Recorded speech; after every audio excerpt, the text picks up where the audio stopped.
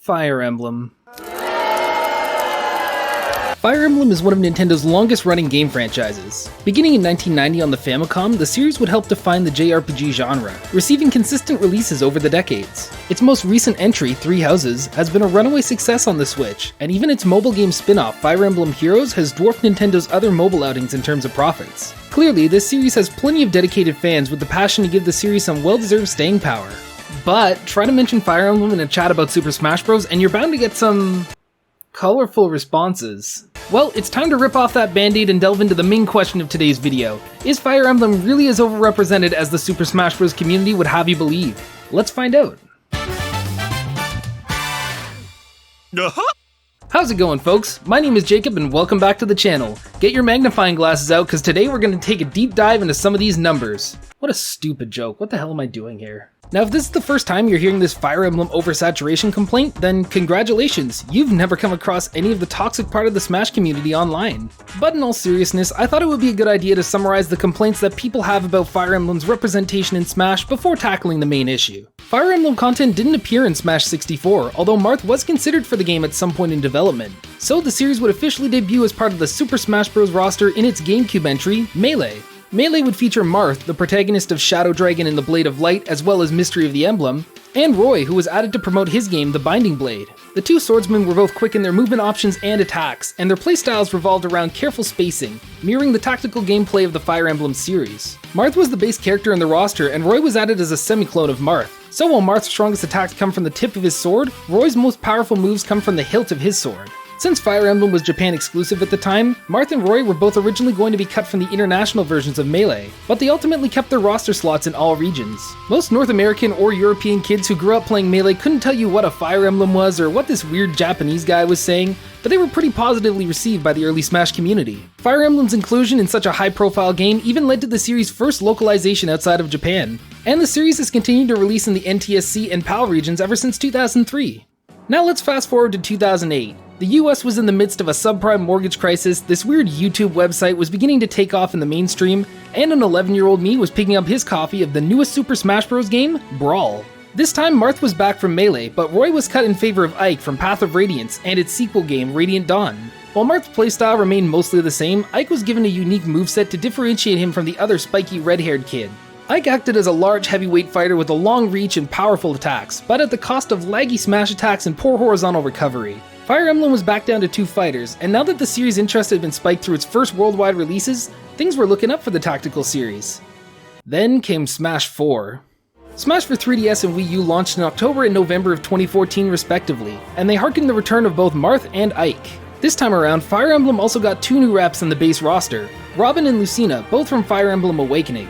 Robin is the game's customizable protagonist, and they use a combination of the staple sword attacks the series is known for, along with magical tomes which deplete after several uses. Lucina, on the other hand, was a direct clone of Marth, ditching the tipper mechanic in favor of an average damage output across her sword. By this point, some exhaustion was starting to emerge about the number of characters from the Fire Emblem series, especially since Smash 4 featured 2 characters from the same game. The fan outcry was made especially worse when Roy returned as in-game purchasable DLC, bringing the total number of Fire Emblem characters in Smash to 5. And to top it all off, Corrin, the avatar from the brand new Fire Emblem Fates, was announced as another DLC character later on in Smash 4's life. Though they brought a unique playstyle as a sword fighter contorting themselves into a dragon, many fans were disappointed at the lame inclusion over more highly requested fan favorites.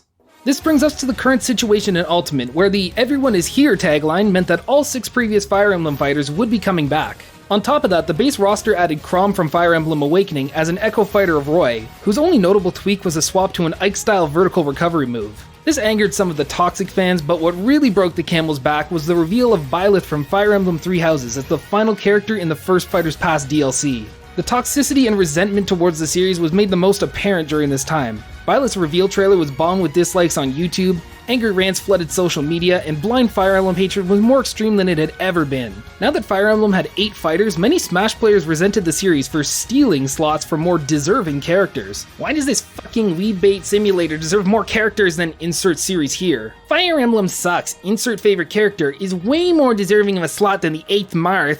So that's the Fire Emblem situation as it stands. The series now has the 3rd most fighters in Super Smash Bros. Ultimate, only trailing behind the Super Mario and the Pokemon series. Now that Fire Emblem is completely stigmatized from any Super Smash Bros. Related conversation, it's time to see how player reception compares to the actual statistics. Now, while the entire process for determining which characters get into Smash is completely a mystery to the general public, there are a few criteria that we can look towards to determine eligibility. Now, in order to keep this analysis as objective as possible, I'm going to be taking a look at the representation of each series in the Super Smash Bros. Series and ranking them on a scale based on 4 different factors. First, we're going to compare the number of fighters in each franchise compared to that franchise's mainline games, as well as all the games in the series. By doing this, it'll hopefully keep the analysis a little bit more fair to the series that have hundreds of different spin-off games. Mario! We'll also compare each series' number of fighters to the total units sold, as well as the general popularity of the series. Now, trying to quantify the total popularity of a certain series is a pretty difficult task, so in order to try to be as objective as possible, I'm basing this metric off of the number of users in that series' most popular subreddit. Now, just a tiny little disclaimer before we get into the analysis, these numbers are far from perfect. Some people will argue which games count as which series, whether they're mainline or spin-off, and I don't obviously have all the unit sales numbers for every single series. On top of that, basing the popularity off of different subreddits might not be the best metric, but these are the best numbers that I could come across for the analysis I'm trying to do. Now, I know what you're probably saying to yourself, oh my god, are we gonna have to really crunch all of these numbers? Well, don't worry, this isn't your high school math class, I've done all the number crunching for you. Now, obviously, I'm not going to go super in-depth about every number because, I mean, look at this thing, man. But I will compare the Fire Emblem series to another similar series or higher ranking series depending on where it ends up falling. Now, these are the numbers that we're actually interested in for our analysis. Fire Emblem has a total of 8 fighters in Super Smash Bros. Ultimate. The full canonical Fire Emblem series spans 13 different games, and they've also got 3 different spin-off games. You got Tokyo Mirage Sessions Sharp FE, as well as Fire Emblem Heroes on mobile and Fire Emblem Warriors for the Switch. This is where we get the 13 and 16 metrics respectively. The Fire Emblem series has sold a total of 16.4 million copies worldwide as of 2020, and the largest Fire Emblem subreddit has a total of 263,000 members. Now, in order to get each series' total representation numbers, I took each of these 4 factors and divided them by the number of fighters in Super Smash Bros. And yes, there are 38 different series in the Super Smash Bros. Series. Don't say that I don't put any effort into my videos. So based on the way that I did the calculations, the lower the number ends up being, the more overrepresented the series ends up being. For example, a series that only has 1 fighter but 100,000 units sold will actually be more overrepresented than a series with 2 fighters but 5 times the sales. Now, after doing all the calculations on the Google Sheet, I ended up ranking them from the most to the least represented series in Super Smash Bros. And gave them a numerical rank based on where they were placed. After I gave each series a rank based on those 4 criteria, I then averaged those numbers together and got a total average representation of each series in the Smash Bros. Series. Again, the lower that total relative number is, the more represented the series is. I hope you all took that in because now it's time to check out Fire Emblem's numbers. Now, in terms of total games, Fire Emblem's representation score ends up being 16/8, or a total of 2. This might seem a little oversaturated at first, but now let's compare it to the actual rankings. So taking a look at how Fire Emblem ranks up against all the other series, you can see that it's actually in a 5-way tie for 7th place, alongside Bayonetta, the Rob series of games on the NES, Splatoon, and Wii Fit. So according to this data, that means that ARMS, Duck Hunt, Ice Climber, Kid Icarus, Xenoblade Chronicles, and Earthbound are technically more overrepresented in Smash Bros, at least in terms of total games. So now if we only take into consideration the mainline canonical games in the Fire Emblem series, it ends up being a total of 13/8, or a representation score of 1.63. Now, despite the smaller representation score, the Fire Emblem series actually only ranks 9th place in terms of mainline games. This means that ARMS, Duck Hunt, Ice Climber, Kid Icarus, Minecraft, Pac-Man, Xenoblade Chronicles, and Earthbound are technically more overrepresented in terms of total mainline games. Now, moving along to the units sold, Fire Emblem's representation score is 16.4 million divided by 8, which gives us a total of 2.05 million. Now this time around, Fire Emblem ends up ranking in 8th place, only below Fatal Fury, Kid Icarus, Earthbound, Xenoblade Chronicles, Rob, Ice Climber, and the Bayonetta series. Now let's have a look at its popularity based on subreddit. Fire Emblem's representation score is 263,000 divided by the 8 playable characters, giving us a total of 32,875. Now that's certainly not a number to sneeze at, but this time Fire Emblem is actually in the bottom half of the list, only ranking in at 25th place. So now that we've taken a look at how it ranks up with these 4 categories, let's average them together and get a total ranking for the Fire Emblem series. If you take the placements of 7th, 9th, 8th, and 25th respectively, you get an average score of 12. This means that in overall terms of representation, Kid Icarus and Ice Climber are both the most overrepresented series in Super Smash Bros. These are followed up by the Rob series on NES, Duck Hunt, ARMS, Xenoblade Chronicles, Earthbound, Bayonetta, and our 3-way tie featuring Fire Emblem. If you think I did a mistake or I got some sort of number wrong and you want to crunch the numbers for yourself, I'll leave a link to the Google Sheet down in the description below. So now we finally have some objective numbers. Fire Emblem may be a little bit more overrepresented than the average series in Smash, but by no means is it the most overrepresented series out there. So if that's the case, why do we still have so much complaining? There are three main reasons that come to mind to explain the Fire Emblem hatred.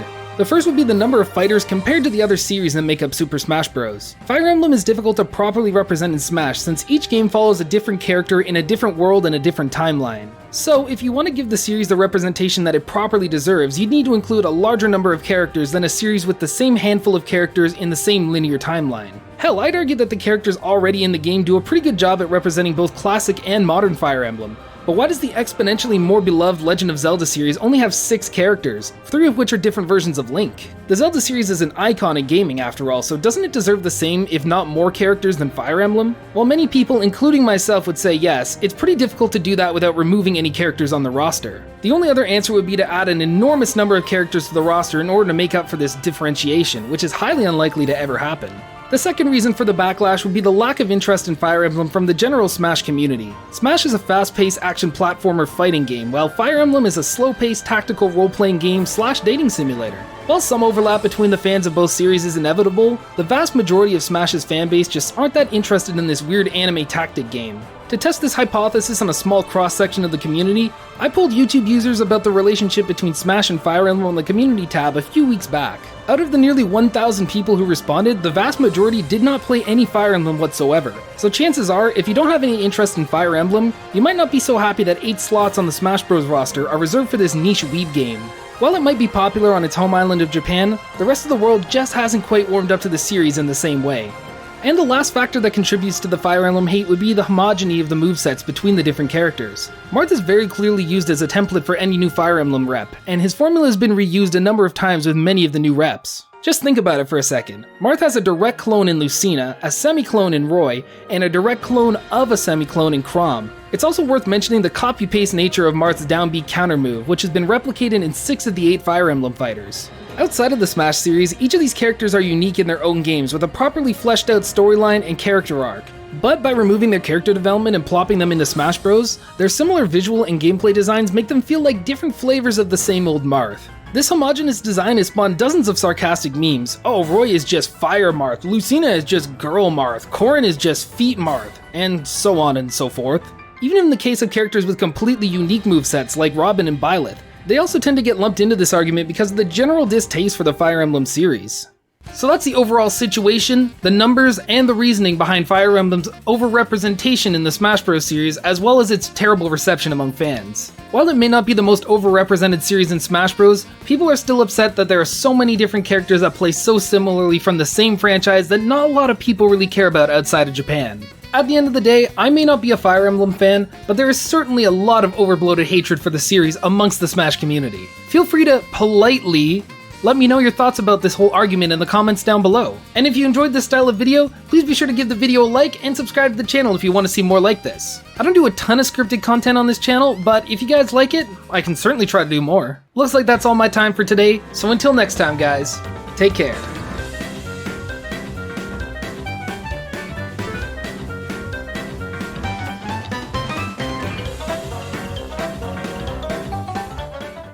Now that Fire Emblem had 8 fighters, many Splash...